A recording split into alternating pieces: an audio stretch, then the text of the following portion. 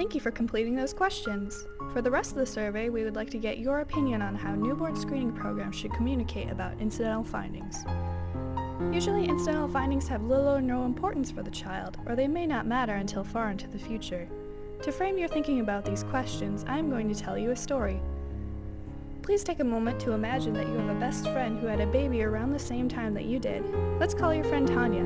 There she is with her baby Natalie, and Natalie's father James.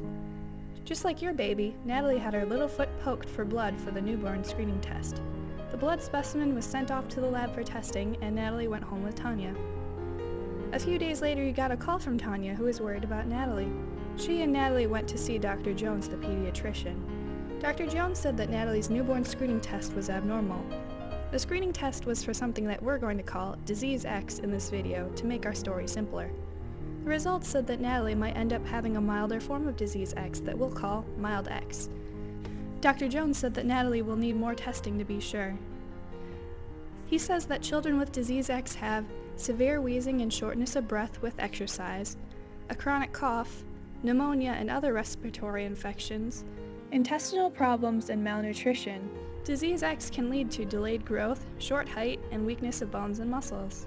Cells throughout the body can't process nutrients and other substances in the blood, so they may build up in dangerous ways. Sometimes these problems can be so severe that the baby might die. Dr. Jones said the newborn screening was performed for all babies in order to find the cases where the disease is severe enough that needs treatment right away. Treatment may have side effects, but these are much less dangerous than Disease X itself. If Natalie has Mild X instead, then she may not need treatment at all. Dr. Jones drew some more blood from Natalie for testing to figure out if she had Disease X, Mild X, or nothing at all. The test will take a week to come back. He says that there is a 1 in 50 chance of Natalie having Disease X instead of Mild X. As Tanya talks, you try to put yourself in her position. Every mother worries about her baby's future, but this must be even harder for a baby with a scary result on a medical test. What will life be like for Natalie if she has Disease X? In the next week, you want to get together with Tanya, Natalie, and James, but Tanya says that she's too worried about Natalie catching something, or that Natalie might become stressed. She wants to stay home until Natalie's tests come back, one way or another.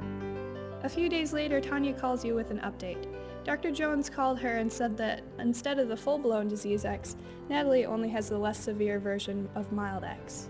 Children with Mild X may only have the same problems that any child might have: occasional wheezing with colds, more colds or sinus infections than usual, a possible chance of digestive problems that may lead to a child being somewhat underweight. Dr. Jones said that it is very unlikely Natalie will be sick enough to die, and she may be just as healthy as any other child.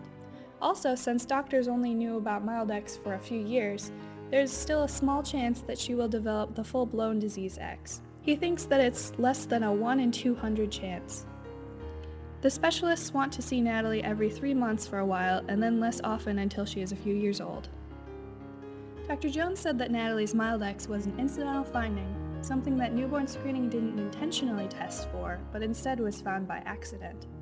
He apologized that Tanya and James had to go through all of this unnecessary worry. You think, now maybe we can get together and our babies can meet each other. Tanya says it's okay to visit, but she's still worried and wants to make sure that your baby isn't sick. You have to promise to wash your hands.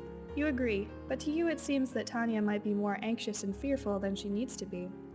In fact, Tanya seems more anxious about the Mild X result than she did about the Disease X possibility.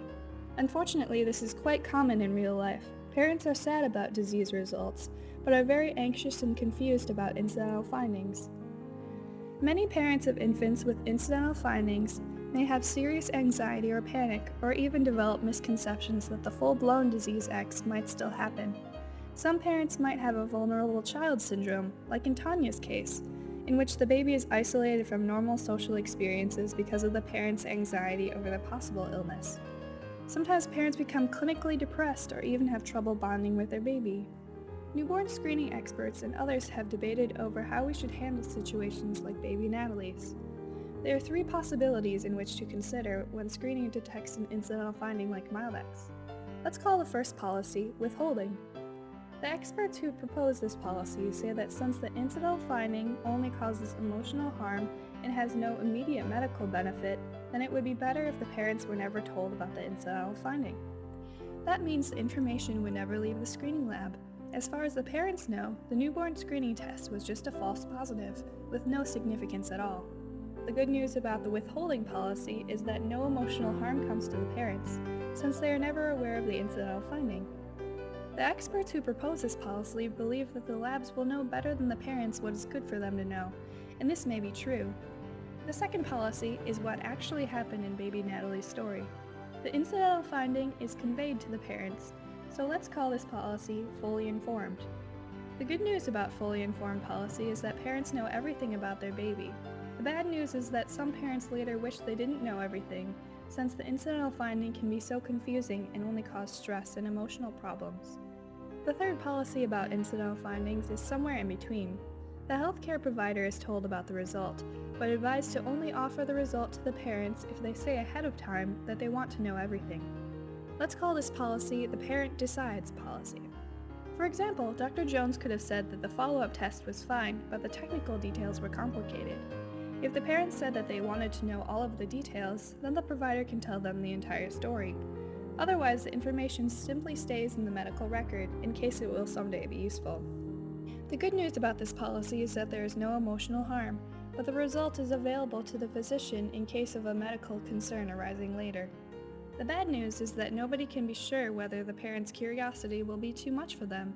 They may ask about the incidental finding even if they don't really want to know the full details. In the case of parents deciding, there must be a trusting relationship with the healthcare provider. Now that we have talked about the incidental findings and the three policies, the policies of withholding information, fully informed parents, and parents deciding for themselves, we would like to find out what you think. To go on, please click the next button below.